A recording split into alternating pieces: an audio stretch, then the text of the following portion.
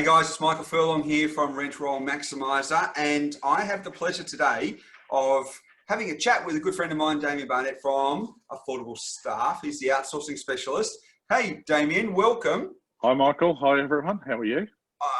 Well, I'm doing incredibly well. We're chatting today about outsourcing, and I've got my hand up here. I'm an advocate of outsourcing. I try and implement it wherever I can, and have two virtual assistants through Affordable Staff of my own. Today we want to talk about the topic that we've got here, Dave. We've been talking about a few things, but why wouldn't I hire a VA directly from home? That's one. Why would I go through a company? So that's one thing we want to talk about. But the one that probably is the most, and I can remember a conversation at a conference about 6 or 7 years ago. If I've got 5 people in my team, I don't want to get rid of them.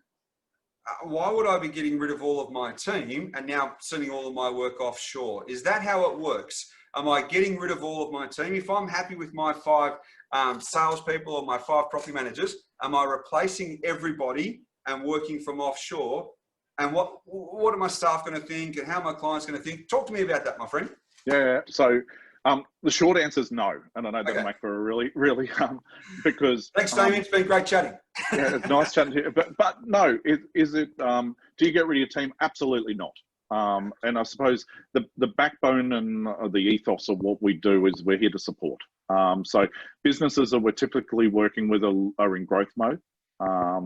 That perhaps might even have someone on maternity leave. That's actually quite a common thread. That they just needed some, not necessarily short-term, no strings attached assistance for a period of time whilst the team member was away.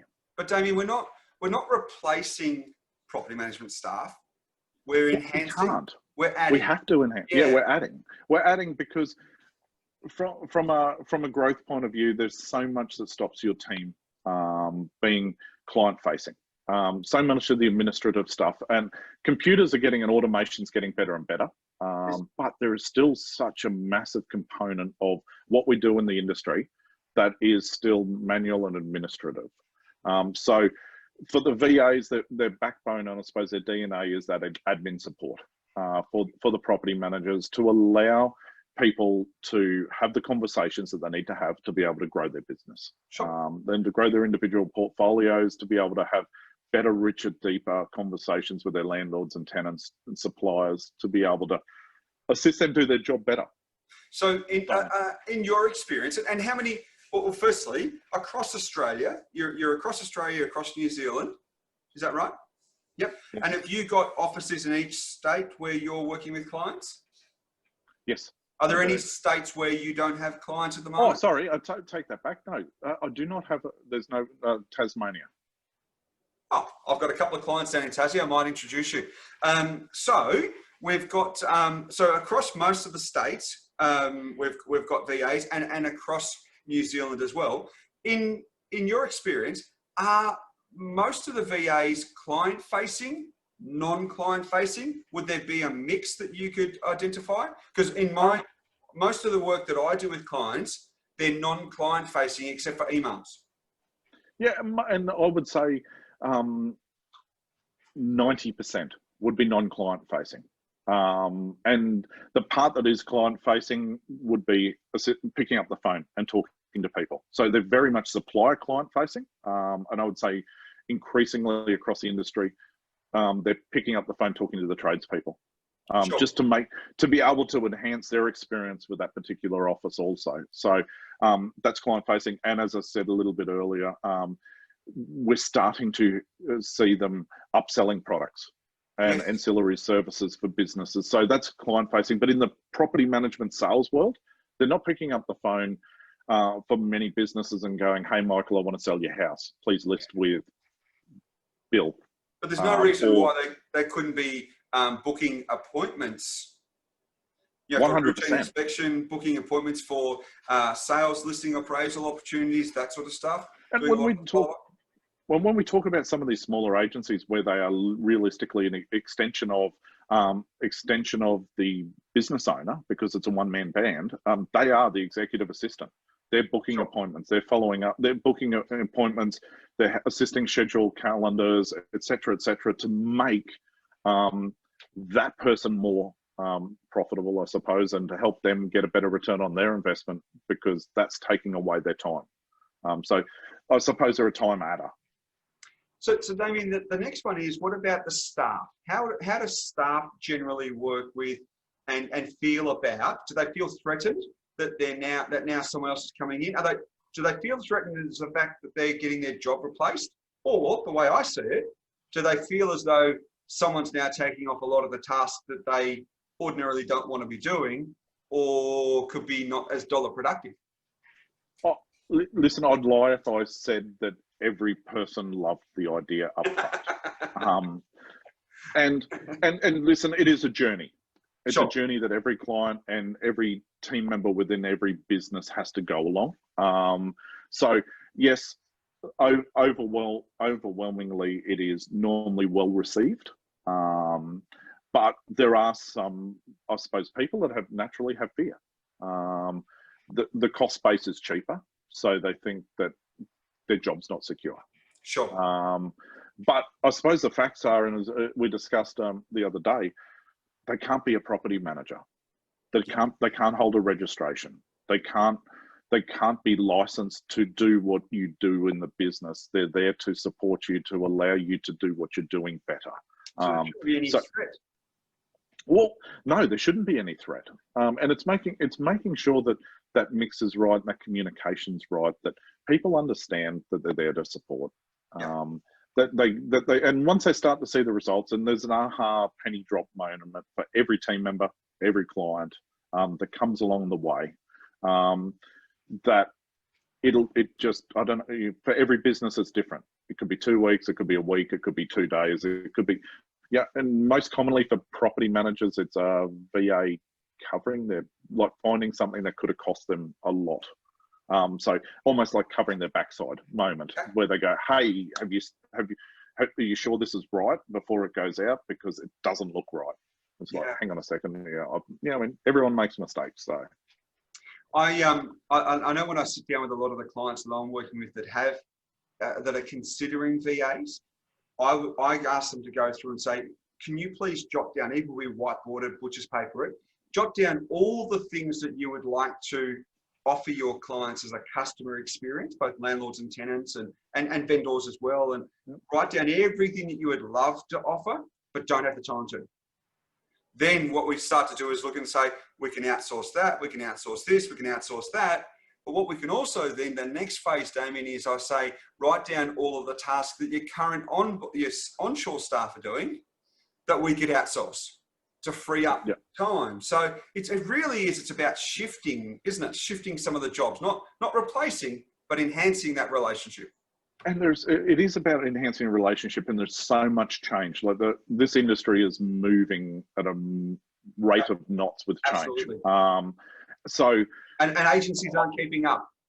Well, a lot of struggling too. And there's so much change, and and I see a lot of, I suppose, property managers on the whole that are just almost change fatigued. That there's been, it's a new piece of software. It's a new piece of software. It's an offshore staff member. Now it's this. Now it's, even down to, we're going to go pod, we're going to go task, we're going to go portfolio. Like, there is so much change going on within our industry and so much noise. Sure. That people are a little bit change fatigued, but from identifying what you need to do and giving you that support, that's what we're here for. That's what, at the end of the day, we have to provide a return on investment, and that return on investment for so many people is not monetary.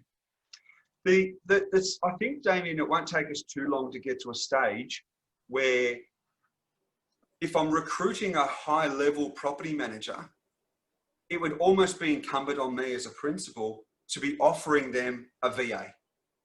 Because if I'm going to be paying someone $60, $70, $80, $90, $100,000, why do I have them typing leases? Why do I have them filling out condition reports? Why wouldn't I have them just being the client relationship manager?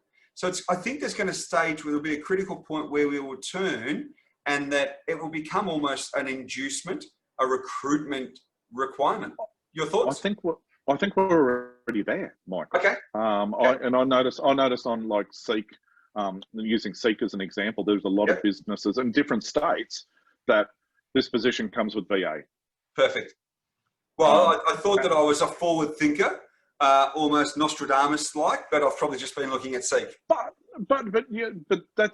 it is. Why would you? And even for people that come from, I've heard from business owners that are talking about trying to recruit, and candidates are asking the question: is there an admin support team?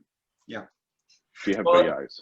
And it goes back to that fundamental, that is that why are we in business? And I use property management. Sales is very similar, but we're in business for the client relationship. And our client relationship, how much time during the day does a PM spend actually physically talking to and building relationships? And it's 2/3 of bugger all. If we can get them, if we can change the dynamic that out of their 8 or 10 hour days, very few do 8 hour days, but out of their 10 hour days, that majority of their time is building relationships, our rent rolls will grow. Yep. So adding a VA will help with your client retention, your landlord retention, your staff retention. And the staff, like the one thing that I was really surprised at in the early days was the measurables that business owners were coming back to, where my staff are happier. Perfect. My staff are having lunch. Yeah. And my staff are going home on time. And it's like, they're not, lunch, there's no financial reward, like cost saving to the business owner for my team members having lunch, but they get happier. And the happier they are, the happier their clients are. So. If you can retain your staff, you'll retain your landlords. Damien, in summary, shouldn't be any real reasons why your staff feel threatened. Shouldn't be any reasons why your landlords feel uncomfortable with having, they'll get a better level of service. And I guess any principal that's out there that's considering bringing on a virtual assistant, how do they get in touch with you? Yeah, so you can contact me through affordablestaff.com.au and send through an inquiry, and I'll get in touch. Damien, it's been really, really good catching up with you today. I think we've just myth busted another one of those furphies that I'm sure you must look at and just roll your eyes at, because I know I do. When I speak to agencies, they give me all the reasons why they can't bring on a VA. And then when I counteract that with all the reasons why they should, I still get, it'll work for everyone else, just won't work for me. Yeah. It's been really good chatting with you. Have a great day. Enjoy the rest of your day. Thanks, guys. Thanks, Michael. Thank you.